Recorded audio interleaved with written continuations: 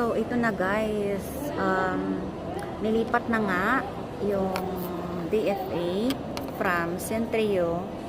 Andito na sila ngayon sa SM Downtown. Malapit lang siya. Almost, hindi siya, basta malapit lang siya. Lakarin mo lang siya. Kaso lang, ang problema, siguro, bago pa sila lumipat dito, kasi wala pa yung mga signage, yung mga tatak ba na DFA or mga ganun. So, medyo mahirap siyang hanapin kasi dito sa sa isang side may mga dito, yung may national ID, so maraming nakaupo. So yung DFA is banda dun sa likod, so hindi mo siya masyadong makita, hindi mo talaga siya makita kasi wala naman talagang pangalan na DFA. Yun. So yung tinanungan ko kasi una, yung akala ko worker siya dito kasi parang may naka-uniform siya, pero hindi niya alam. So, bumaba uli ako kasi susugurin ko na sana yung guard doon sa Centrio. Buti na lang, nag-ask uli ako sa guard dito sa downtown. So, sabi niya, likod nung yung may na national ID na registration. So, yun. Kaya, bumalik ako dito at ayun, nagtanong uli ako dun sa guard nung nung may glass panel. So, yun na pala yung DFA ka. Yun na nga, ang problema is wala pa siyang tatak na DFA. So, hindi mo talaga siya makita.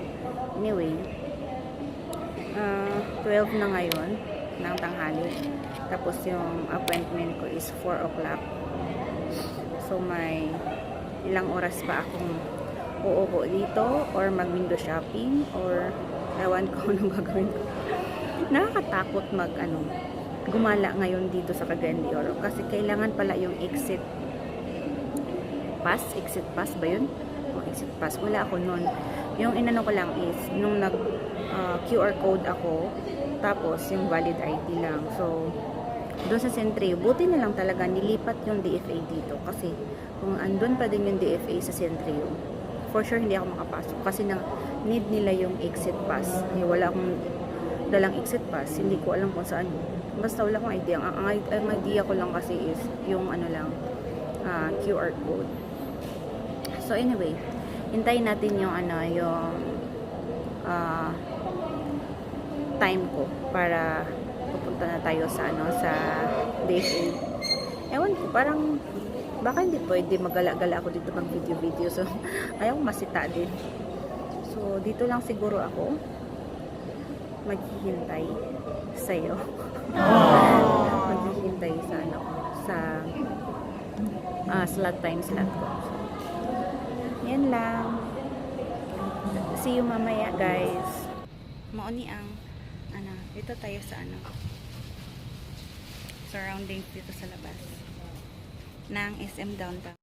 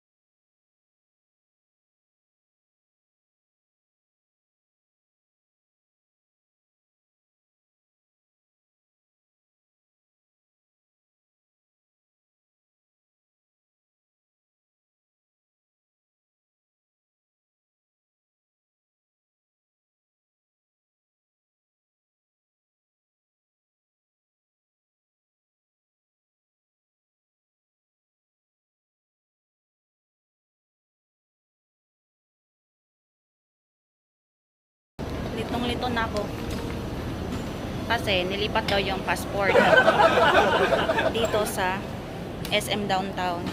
So nagpunta ako dito, tapos sabi ng tinanungan ko wala daw, tapos sabi ng ibang guard andito daw.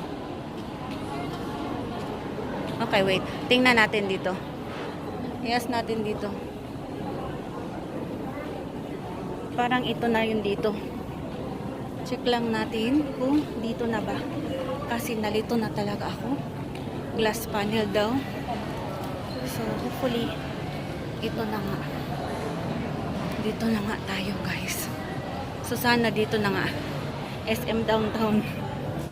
So, yeah, dito nga sa SM Downtown yung new DFA. Pero kasi walang nakatatak. Kaya mahirap siyang hanapin.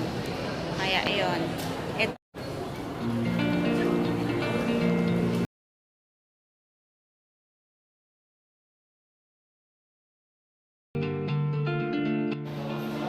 Finally, guys, natapos na ako. And it's, kasi pina-LBC ko na lang siya. So, it's 5:10 na ngayon. So, yung appointment ko is 4 to 5. Pero nakapasok ako is 3:30. So, dapat advance tayo ng 3:30 okay na. 30 minutes yung advance. So, ito yung sign nila. Pero, doon sa labas, wala.